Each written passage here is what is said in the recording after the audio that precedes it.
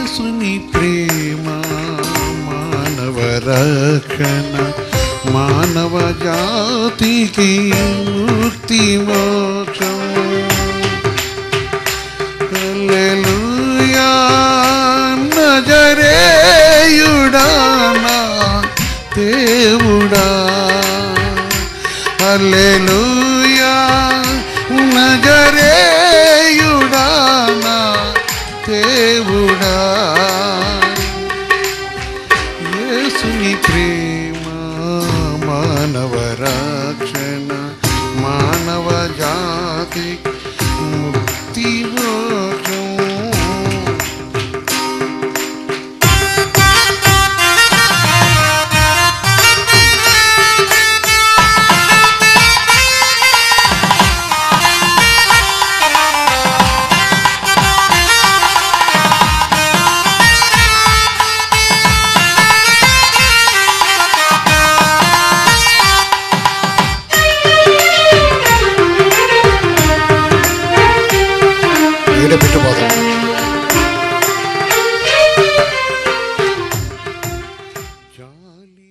దేవుడు నిజంగా మన ప్రేమించి ఆయన ప్రేమలో మన దాచి ఆయన కృపాసన్ని మనకు అనుగ్రహించి ఈ రేయి మొదలుజామున మనకి ఈ గొప్ప కృప అనుగ్రహించిన వాట. ఈ దినము దేవుడు మన వెంట చూపినటువంటి కుటుంబం అంతయు ఒక క్రైస్తవ కుటుంబం లేక దేవుని కలిగిన వారు ఏ విధంగా ఉండాలి. దేవుని సన్నిధిలో మనం చూస్తున్నప్పుడు పరిశుద్ధమైన కణాన్ములో విషయాన్ని మనం గ్రహించి మనసాక్షి లోబడవలను అంశం. మనసాక్షికి లోబడాలి. ఎవరంటే దైవచిత్తం నెరవేర్చేవారు. అందుకు ప్రభు వాక్యం మనకేం చదివిస్తుంది? మనసాక్షి లోబడని వారు లోబడేవారు, లోబడని వారు వారికి ఇష్టం వచ్చిన ప్రవర్తిస్తారు. లోబడిన వారు దేవుని యందు ఏ విధంగా ఉంటారు? మొదటి యోహాను పత్రికను మనం చూస్తున్నప్పుడు 3:21 చూస్తే ప్రభు వాక్యం చదివిస్తుంది. ప్రియులారా, మన హృదయం మన యందు దోషారోపణ చేయని వెడల దేవుని ఎదుట ధైర్యము గలవరుదుము.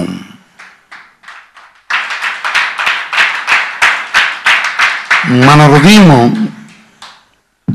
మన ఎదుట దోషారోపణ చేయని వెడల అంటే మన మనసాక్షి లోపడవలను అనే మాట ఎందుకన్నాడంటే, నీవు ఈ విషయాన్ని అడగ దేవుని దగ్గరికి వెళ్ళినప్పుడు నీ పాపం అడ్డుగా ఉన్నది కదా, నీ అంతరాత్మను గురించి ప్రశ్న వేసుకోవాల్సిన బాధ్యత మనకున్నది. చాలా మంది జీవితంలో చూస్తున్నప్పుడు వాక్యమును వింటారు, ప్రకటిస్తారు, చదువుతారు. బహుభయంకర ఛాన్సర్లు అంటుంటాం మనం.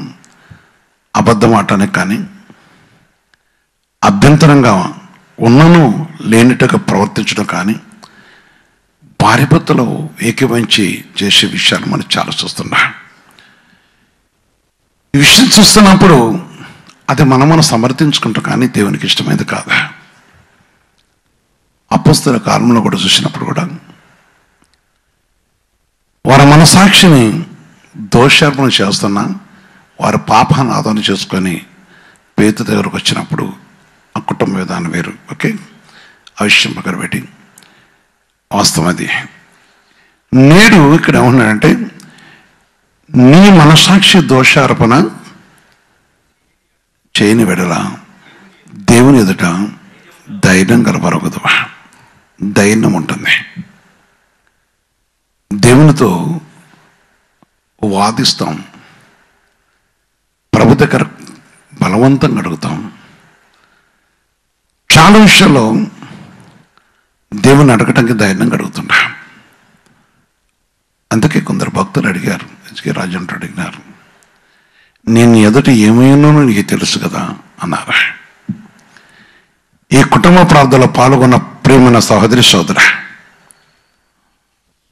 దేవుని యొక్క సన్నిధిలో ఈ విషయాన్ని మనం గ్రహించి, దేవుడు ప్రతిరోజు వచ్చి మాట్లాడుతుండేవాడు. లేక ఆ సమయంలో వచ్చాడో తెలియదు. సాయంత్రం పూట దేవుడు ఆదాము అవ్వలతో మాట్లాడేవాడు.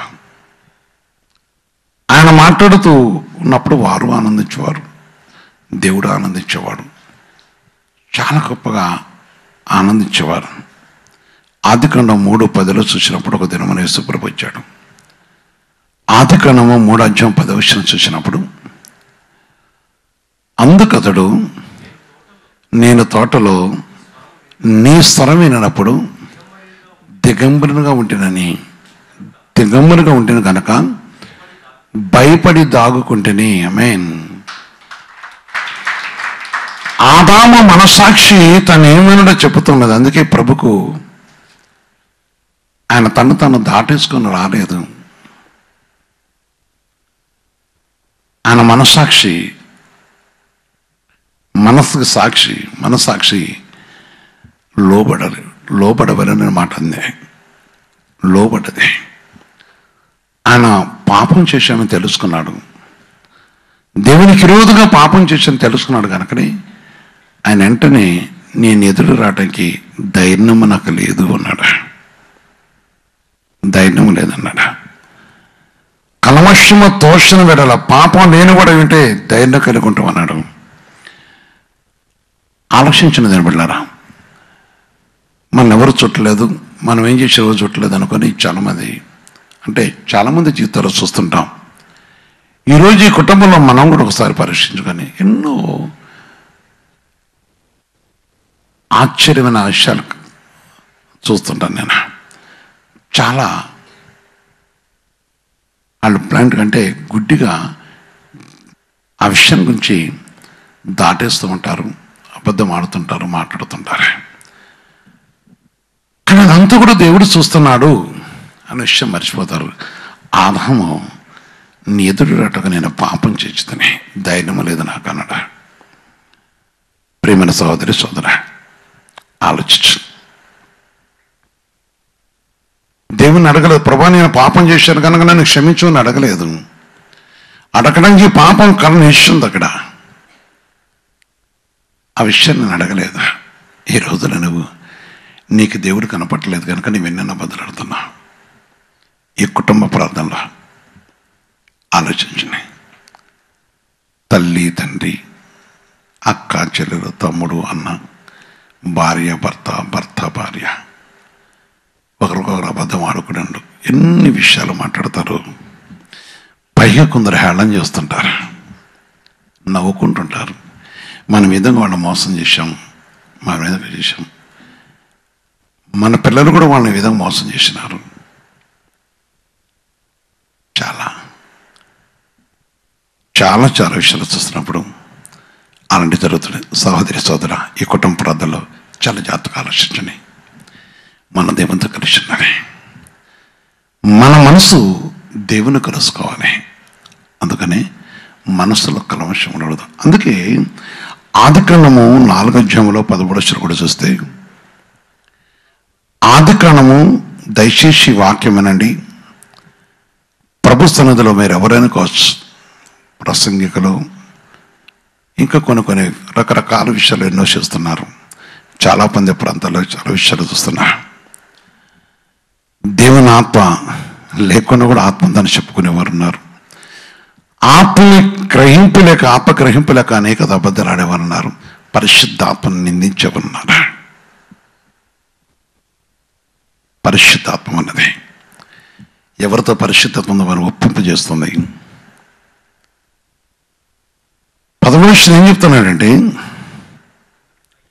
అందుకు కయ్యూను నా దోష శిక్ష నేను భరింపలేనది,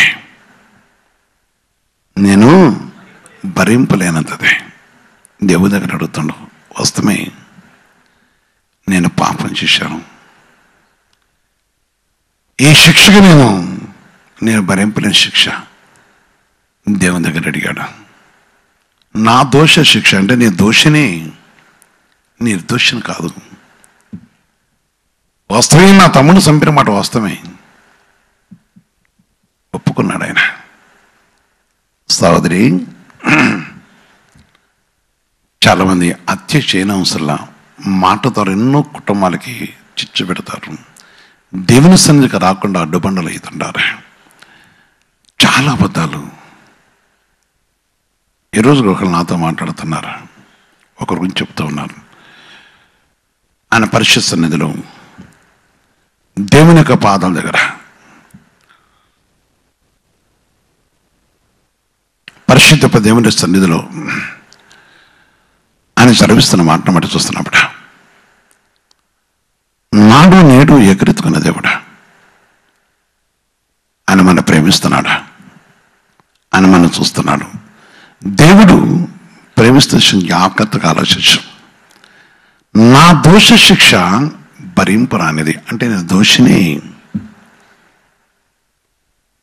ఈ శిక్ష నేను భరించాలి. కానీ దేవుని దగ్గర అడుగుతాను, నేను దోషిని, నేను నిర్దోషిని కదా, నాకెందుకు ఈ శిక్ష ఇచ్చావు? నిర్దోషిని కదా, నాకెందుకు ఈ శిక్ష ఇస్తున్నావు? చేయని పాపం, చేయని జ్ఞానం నా మీద మోపుతున్నాను. దేవుని అడగలేదు. అక్కడ ఆదాము అన్నాడు, నీ స్వరం విన్నప్పుడు నేను భయపడ్డాను, నీ ఎదుగు రాలేనా. పరిశుద్ధ దేవుని అసలు ఈ వాక్యం ఒకసారి ఆలోచించండి. సహోదరి సోదరా, యవనస్తులారా, ప్రియమైన తల్లులారా, తండ్రులారా, ప్రియమైన తల్లులారా, తండ్రులారా, దైవచిత్త ఉద్దేశాన్ని నెరవేర్చక ఆశపడేవాళ్ళారా, ఆలోచించు. నిందించడం కాదు, మాకెందుకు రావాలి ఈ పాపం అంటావు. వాస్తవమే, మనసుతో కూడా చాలా చాలా పాపం చేస్తుంటాం. కొందరు బాహటంగా పాపం చేస్తుంటారు, దాన్ని సమర్థించుకుంటారు. ఆ అబద్ధాన్ని, ఆ సత్యాన్ని చాలా సమర్థించుకుంటారు.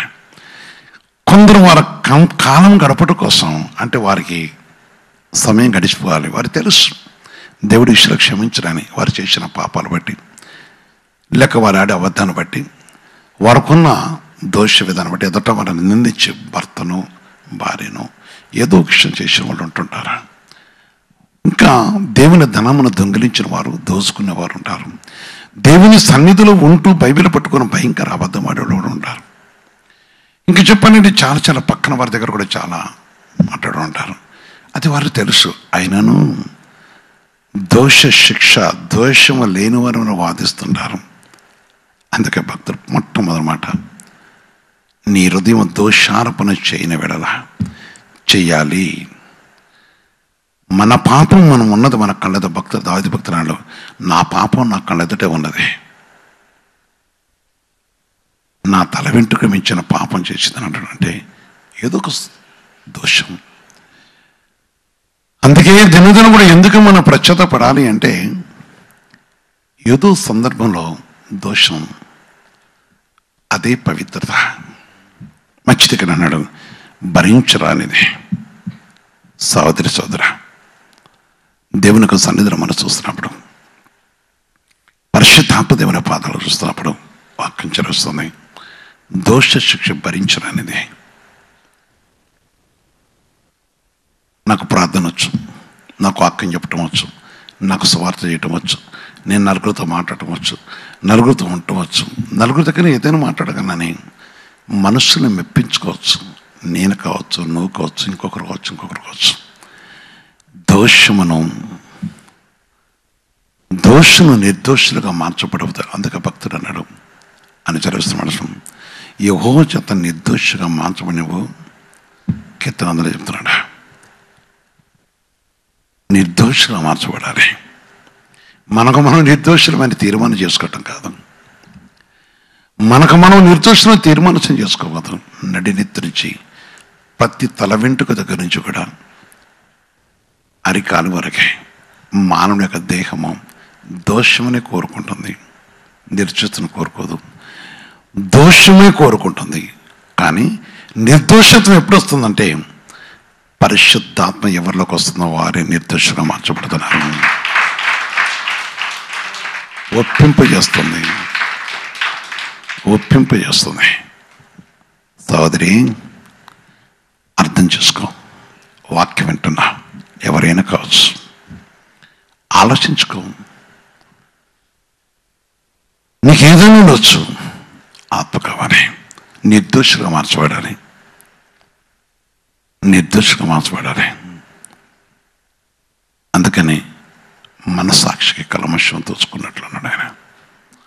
ఆయన పరిశుద్ధ మాకు సన్నిధిలో మనం చూస్తున్నప్పుడు ఆలోచించండి. వాక్యము చాలా విలువైనది, చాలా గొప్పది, అమూల్యమైనది. పరిశుద్ధ దేవుడు మన మధ్యన దేవుడు. అందుకే యాకోబు యొక్క కొడుకులు తన సహోదరుని బట్టి ప్రత్యతపడుతున్నారు.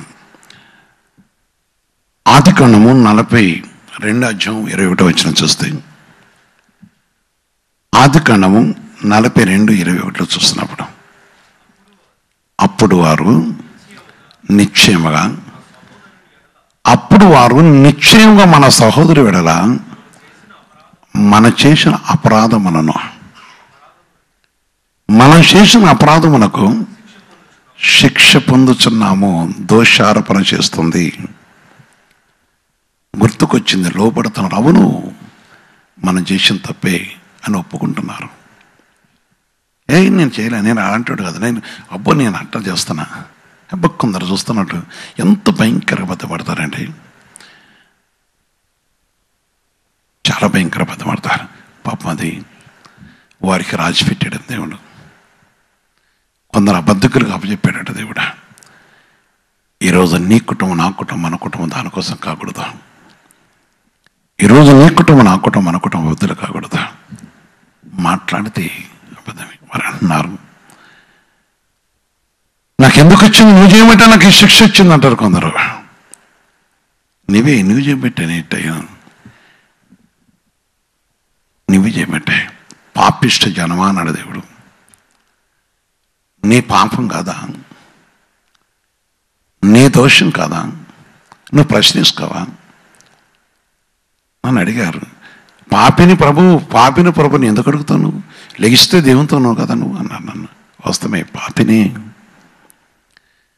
మానవ హృదయంలో ఏదో ఒకటి దేవునికి కనపడి ఉంటే కొన్ని అడుగుతాం, కొన్ని విషయాలు దేవుని అడుగుతాం. ప్రభా, నీ ఎదుట నేను ఏమై ఉన్నానో నాకు ఈ సహాయం చేయి, వీళ్ళ సాయమని అడుగుతాం. కానీ కడుక్కునే విషయం వచ్చినప్పుడు తప్పకుండా అదే నేను అడుగుతుంటాను. నాకు కనపడనివి మీకు కనపడేవి, నా అంతరంగంలో నా హృదయంలో నా అది ఏది నేర్చున్నా మనుషులు అంటుంటారా, నిందిస్తుంటాం, ద్వేషిస్తుంటాం. సోదర విమర్శించుకోవాలి. మనం విమర్శించుకుంటూ నేర్చుకోవాలి. చాలా దేవుడు మాట్లాడుతున్నాడు మన దగ్గర. అందుకని మరి ఏమన్నారంటే, అందుకు వారు నిత్యంగా మన సహోదరు వెడల మన చేసిన అపరాధములకు శిక్ష పొందుతున్నాము. అతను మన బతిమాలుకున్నప్పుడు మనం అతని వేదన చూసి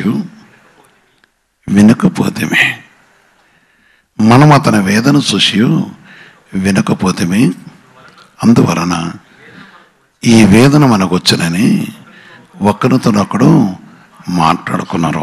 ఆ రోజు అది కాదు అన్నీలారా, దేవుడు చెప్పిన మాట మీకు చెప్పానంటే, కలలుగాని వాడని కొట్టి సంపటంగా ప్రయత్నం చేసి ఆయన తీసిపోయి చివరికి గూతులు పడేసినారు. అడేదొస్తానన్నారు. రాజుగా మాట్లాడిన తర్వాత దేవుడి చెరవిచ్చిన మాటలు మంచిది ఇచ్చారు. ఓకే, అటుపట్టు టైం అయితే కనుక ఆలోచించాలి. అప్పుడు వరకు మనకి వేదన కలిగిన సూర్యచంద్ర నక్షత్రం వచ్చి నాకు సాగిలపడి అని చెప్పాడు. అంటే తండ్రి అంటాడు యాకోబు గారు. సూర్యచంద్రుడు అంటే తల్లిదండ్రి సాగిలపడకూడదు కదా. అట్టెందుకంటే నీకు బానిసలం అవుతామా, తప్పు కదా అన్నాడు. చివరికి టైం వచ్చినప్పుడు మన ఆ విషయానికి వస్తే, ఆ విషయానికి వచ్చినప్పుడు తప్పక ఐగుప్తు దేశం వచ్చినప్పుడు యోసేపు దగ్గర రావాల్సి వచ్చింది. నా ప్రియ సహోదరి సోదరా, ఆలోచించండి. మనము దోషాన్ని దాచుకోవద్దు, మన సాక్షికి లోబడాలి. మన మనసు జ్ఞాపకం చేస్తున్నది, మనంతరంతో జ్ఞాపకం చేస్తున్నది. నేను అబద్ధం ఆడాను అని అంటున్నారు. మన పాపం చేసాం, ఆయన పశ్చాత్తాపడినా మనం విడిచిపెట్టలేదు కదా, గుర్తుకొస్తున్నాయి. 16 సంవత్సరాల తర్వాత గుర్తుకొస్తున్న వాళ్ళకి ఆలోచించండి. తప్పక జ్ఞాపకం వస్తుండే. అప్పుడు మనం తప్పక పశ్చాత్తాపడాలి. మోసం చేసేవారు ఇంకొకటి వాక్యం దగ్గర మరి చాలా జాగ్రత్తగా ఉండాలి. మనం పశ్చాత్తాపడాలి, మనం దీర్ఘంగా దాన్ని ఆలోచించాలి. అందుకే ప్రతిదినం కూడా మనం ఆలోచించడం బాధ్యత మనకున్నది. ప్రథముడా పరిశుద్ధ దేవుడా పరలోక రాజా నీకే స్తోత్రం, నీకే స్తోత్రం. మానవ హృదయ ఆలోచనలు విరిగిన మతుడవు నీవే. మానవ హృదయ ఆలోచనలు విరిగిన మతుడవు నీవే. నీ ఆలోచన నా జీవితములో నీతోనే నన్ను లాలించా. సోదరి సోదరా, ప్రప్రథముడా, మానవ హృదయం ఎరిగినవాడు గనక నీతో నీ నడుడు కోసం నీలోని నన్ను దాయమయ్యా అంటాడు అక్కడ ఈ పాఠం పాడేటప్పుడు. సోదరి సోదరా, దేవుని యొక్క సన్నిధిలో అందుకే మనుషులు మన మీద వేసే ప్రతి నిందను మనం తలపెట్టుకోవద్దు. కానీ దేవుడు మనం అందించిన నీతి కార్యం కోసం మనం తప్పక ఆలోచించాలి, ఆ సత్యాన్ని మనం గ్రహించాలి. చాలామంది నోరు తెరుస్తాం, ఒక పాట పాడేటప్పుడు చాలా ఆలోచిస్తుంటాం, పరిశుద్ధి చేస్తుండదు, మనం ఎవరమేనో చేస్తుండదు.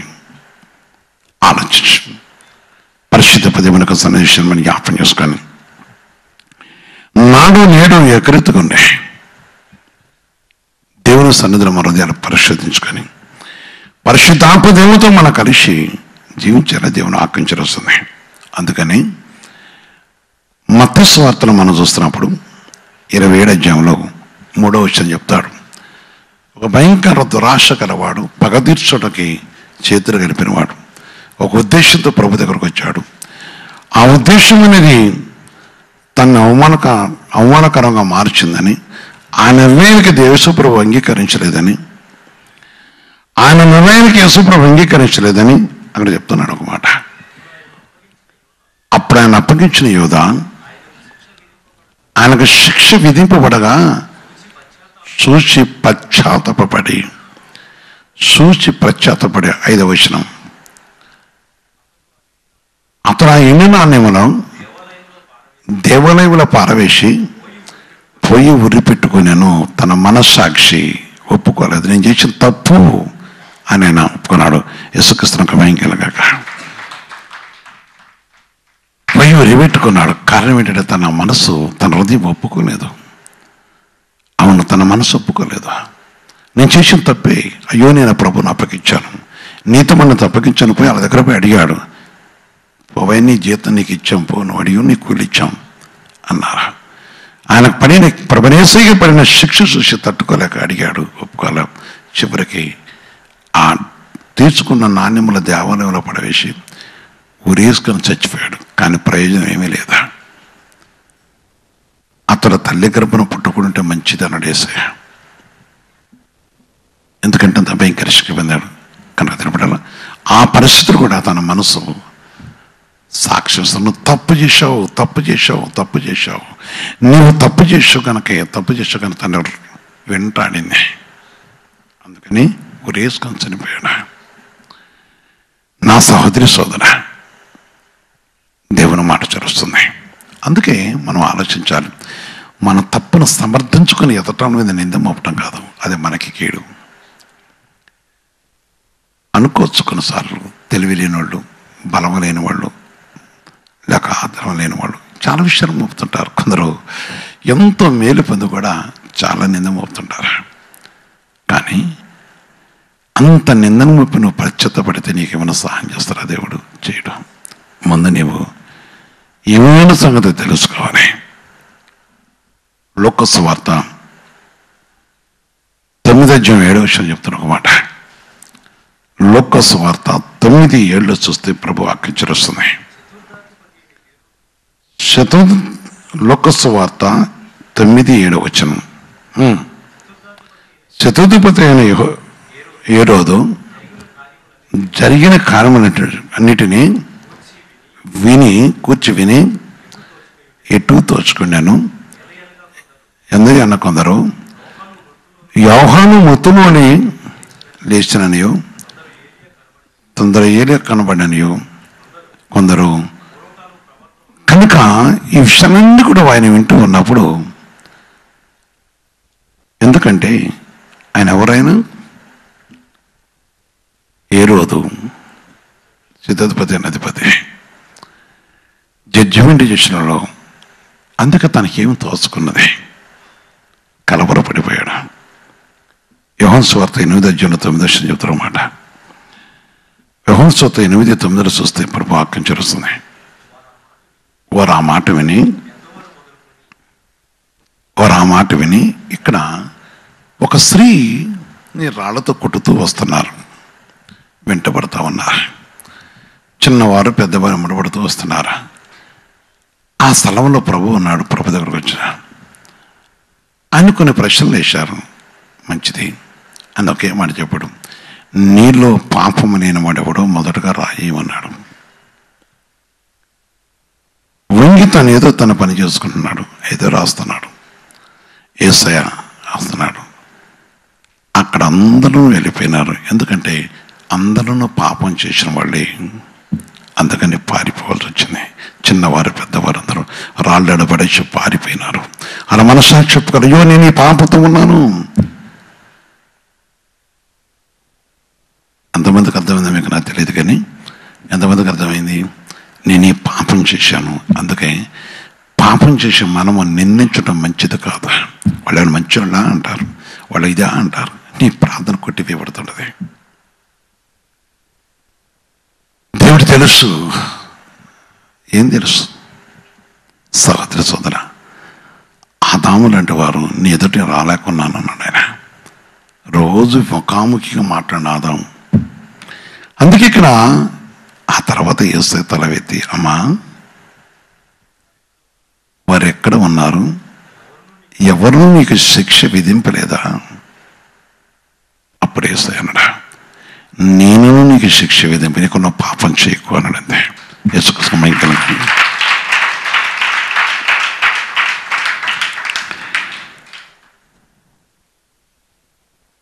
అందుకే మన మనసు ఎప్పుడైతే దోషారోపణ చేస్తుందో లోబడాలి. ఒక క్రైస్తవ కుటుంబం ఈ అబద్ధమాడు, ఈ మాట చెప్పు, ఈ విధంగాను ఇది దేవుని చిత్తం. చూడండి, కొందరు చూస్తున్నాం వెంటనే అబద్ధమాడు, ఇది చెప్పరండి చెప్పేస్తారు. అంతే. వాళ్ళు ప్రసంగికులే, లేక వారు సాక్షినిచ్చేవాళ్ళే. ఈ విధంగా చెప్పండి చెప్పుతాను. అంతే. భార్య చెప్పండి చెప్పేది, భర్త చెప్పండి చెప్తారు. ఎంత ఘోరమైన పరిస్థితి. కొందరు చాలామంది బస్టులుగా కనపడుతుంటారు. పైగా వారు ఏమంటారంటే ఎదట వాళ్ళు అంటుంటారు, అలాంటి కుటుంబాలు కలిగి ఉంటాం మంచిది కదమ్మా. ఈ కుటుంబ ప్రార్థనలో పాల్గొన్న సేవకురాలారా, మీ పిల్లలను మీరు పాడు చేయొద్దు. కొందరు పాడు చేసిన వాళ్ళు నేటికి వారి జీవితాలు మారలేదు. వయసు పెరిగిని, పిల్లలు పుట్టారు, పెద్దవాళ్ళు అవుతున్నారు. వారి నేటికి కూడా వారి జీవితాలు మారలేదు. వారు మారలా, వారు మారలా. ఒకరికొకరు ఎవరో మారినవాడు కారా. ఎందుకంటే నేను వారి మీద నిందన మోపట్లేదు, కానీ నేను చాలామంది జీవితాలు చూస్తున్నాను. వారు ఏ స్థలము నుండి ఏ స్థలం అని చెప్తారో నేను వింటుంటాను. నిన్న కూడా ఒకరు నాకు ఫోన్ చేసినప్పుడు నేను వాళ్ళతో మాట్లాడుతున్నాను. ఎక్కడున్నామని అడిగాను. వారు నాకు చెప్పిన ప్లేస్ పేరు.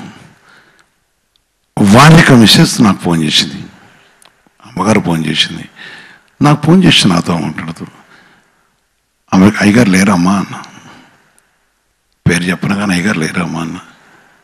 లేరయ్యా, అర్జెంటుగా వాళ్ళు ఏదో పని ఉందట, ఏదో మాట్లాడేది ఉందట, అక్కడికి వెళ్ళారు. నాతో ఎక్కడున్నారు? నేను తనతో ఏమని లేదు. నాతో ఆయన ఏమన్నాడు? చర్చి కాడ ఉన్నానయ్యా అన్నాడు. వీలాంటి భయంకర స్థితులు చాలా చూస్తుంటా. వద్దా ప్రేమైన సహోదరి సోదరా, ఒక్కసారి నేను మనసుతో పరిశోధించుకో. యవనస్తులు ఈనాడు కొందరు బస్ట్ అవడానికి కారణము నేను కొన్ని జీవితాలు చూస్తున్నాను. ఈరోజు ఉదయం కూడా నేను చూశాను, దేవుని వెతికి స్థితిలో లేని వారు చూశాను. ఒక పరిశుద్ధాత్మ కనుక ఎవరినైతే పాకుతుందో వారు నిజంగా వారు ఆత్మ అనేది ఎప్పుడు కూడా తేటపరచబడుతూ ఉంటుంది. ఎప్పుడు కూడా తెలుపుగా మంట కోసం దేవుని దగ్గర కడుక్కుంటూ కడుక్కుంటూ కడుక్కుంటూ ప్రతి క్షణం కూడా కడుక్కుంటూనే ఉంటుంది. కడుగుతూనే నాకు నోరుందనే ప్రార్థన చేశాను, నాకు నోరుందే ప్రార్థన చేశాను, నాకు గొంతుందే పాట పాడాను. నేను మాట్లాడగలను 10 మాటలు చెప్పగలిగాను, ఇంకేదో చేస్తాను. ఇది ఎంత దేవునికి ఇష్టమైంది కాదు. ఈరోజు దేవుని సన్నిధి విషయాన్ని మరగరించి ప్రేమ పెట్టారా, తప్పక దోషారోపణ హృదయం దోషారోపణ చేయని వెళ్ళరా ధైర్యం గలవైతం.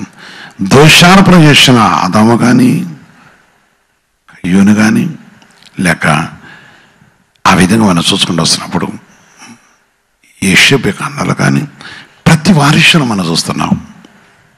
ఆలోచించి పరిచ్ఛత్తపరదీత మరొకరు కడుక్కొని ఈరోజు మన కుటుంబంలో యేసయ్య నిలిచడం కోసం, పరిశుద్ధాత్మతో మనతో కలిసిన కోసం, పరిశుద్ధాత్మతో మన కలిసిన కోసం కుటుంబ ప్రార్థన. ఇది మన కుటుంబంలో మనల్ని హెచ్చరించడానికి యేసయ్య వచ్చాడు. నీతో నాతో మనతో మాట్లాడడానికి వచ్చాడు. నీ పాపను దాచుకుంటే అది ఒకరోజు నీ పాయలుగా మార్చబడి అది భయంకరంగా మార్చబడుతుంది. వద్దా పరిశుద్ధపడి చెప్తున్న మాటను బట్టి మన హృదయం దేవునితో కలిసిన కోసం రోమీయుల శ్వేతకు 2:15 చెప్తున్నాడు. రోమీయుల శ్వేతకు 2:15 చూస్తే కూడా దేవుని వాక్యం చేరుస్తుంది.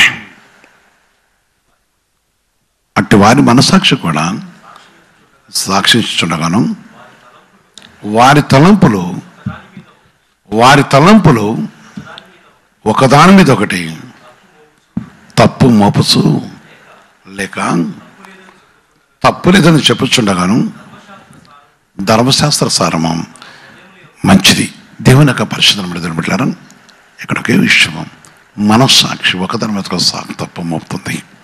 ముఖ్యంగా మనం కడుక్కోవాలి. నీకు నాకు ఎవరి దానికి తెలుసు కనుక, మన కుటుంబం ఉంటే మనకు తెలుసు కనుక ఇంకా నీ పిల్లలను బస్టులు చేయబోకు, వారి మీద శిక్ష తేబోకు, వారిని దేవుని ఆత్మకి విరోధంగా మార్చబోకు. ప్రభుని కలుసుకోవడానికి ఇష్టపడి మోకరించి ప్రార్థించుతాం. మోకరించు. నేటి వరకు దేవుని సన్నిధిలో జ్ఞాపం చేసుకొని యేసయ్య దగ్గర అడుగు. ఒక్కసారి జ్ఞాపం చేసుకో. చాలా చోటుగా ప్రేమతో దేవుడు మాట్లాడాడు. నీ మనస్సు, నీ పెదవులు, నీ బొంకుడు, నీ సనుగుడు, నీ నిందలు, నీ దేశము, నీ అసూయ దేవుని సందుకు వచ్చేవాడిని కూడా చాలామంది. సహోదరా అడుగు ఒకసారి. నీకు తెలియని నిందలు ఎన్నో మోపుతున్నావు కదా, ఆలోచించు. ఎవరి మీద మనం ఏ నింద మోపకూడదు అనేది దేవుని ఉద్దేశం. ఈరోజైనా అడుగుతావు, యేసయ్య నీ మనస్సాక్షి దోషార్పణ చేయని వెడలరా అన్నాడు. చేస్తే ప్రత్యుత్తపడు. ఆదాము అంటున్నాడు, నేను పాపం చేసి ఉన్నాను, నన్ను పిలిచినప్పుడు అందుకే నీ ఎదురురాటకు నాకు ధైర్యం లేదు. అడిగేసా నన్ను కూడా మన్నించమని అడుగు, కనికించడు. పరిశుద్ధ తండ్రి, జంగలేసా మీ పరిశుద్ధ పాదాలు కొందనాలు తెలుస్తున్నా, మీ పవిత్ర పాదాలు కొందనాలు తెలుస్తున్నా. ఈ సమయం మాతో చుట్టుగా మాట్లాడుతూ వచ్చావు కదా. ఎందరూ నీ పనిని పాడు చేసిన వారు ఒకరొకరు ఏకీభవించి వారి మనసాక్షి వారిని హెచ్చరిస్తున్నాను. హృదయంతో ఆ హృదయం పరుకోతండి చెప్పుతున్నా కానీ పరుకోతండి ఆత్మకి విరోధంగా పనిచేసిన వారు, మాట్లాడిన వారు, తిరుగుబాటు చేసిన వారు, అదేవిధంగా కుటుంబంలో ప్రభావ కాని విషయాలు బట్టి అనేకల మీద నిందలు మోపిన వారు ఎందరో ఉన్నారు. ఈ కుటుంబ ప్రార్థనలో పాల్గొన్న బిడ్డలను ఇష్టం జ్ఞాపం చేసుకోండి. మేము మా కుటుంబాలను జ్ఞాపం చేసుకొని మీ పరిశుద్ధ అంటే మా వెళ్ళడం మీ కటాక్షం తెచ్చేసి ఒక్కసారి నన్ను మమ్మల్ని మన్నించండి, కనికరించండి, కటాక్షించండి, సమర్థించుకొని మేము కీడి తెచ్చుకోకుండా సహాయం చేద్దండి. యవనస్తులు కావచ్చు, తల్లిదండ్రులు కావచ్చు, తల్లి తండ్రి కావాలని వారి అప్పటికొత్తని పాపాన్ని, పిల్లల పాపాన్ని దాచి పాడు చేసిన వారు ఉన్నారు కదా, హృదయపూర్వకంగా పాడు చేసిన వారు ఉన్నారు కదా. నిశ్చితం ఆ శిక్ష వారిని వేలుతుగా వారి విప్పింపటి కూడా సహాయం చేద్దండి. క్రీస్తు సహోదరుల ప్రతి బిడ్డ కూడా జ్ఞాపం చేసుకొని నీ దయా కనికరం కటాక్షం దయచేసి, నీ కరుణ కటాక్షం దయచేసి ప్రతి బిడ్డపై నీ కృప తెచ్చి, ఒకవేళ ఎవరు మనస్సాక్షి అయితే దోషారోపణ చేస్తుందో, అయ్యా నేను పాపిని నన్ను కరుణించని అడిగే కృప తెచ్చాను. ఎవరైతే అడుగుతున్నో వారిని కరుణించండి, కటాక్షించండి, వారి కుటుంబాన్ని విడుదల తెచ్చండి. నీ కృప సన్నిధి వరకు దయచేయండి, మాకు దయచేయండి. నానా మా మనసుతో, మా హృదయంతో, నా మాక ఉద్దేశములతో ఏదైనా ప్రభు నీ ఆపకి ఏదైనా మా అంతరప తెలుస్తుంటుంది కదా, మన్నించి కనికరించి కటాక్షిస్తాం. కృప చూపించండి సార్. క్రీస్తులో వృద్ధిపరచండి.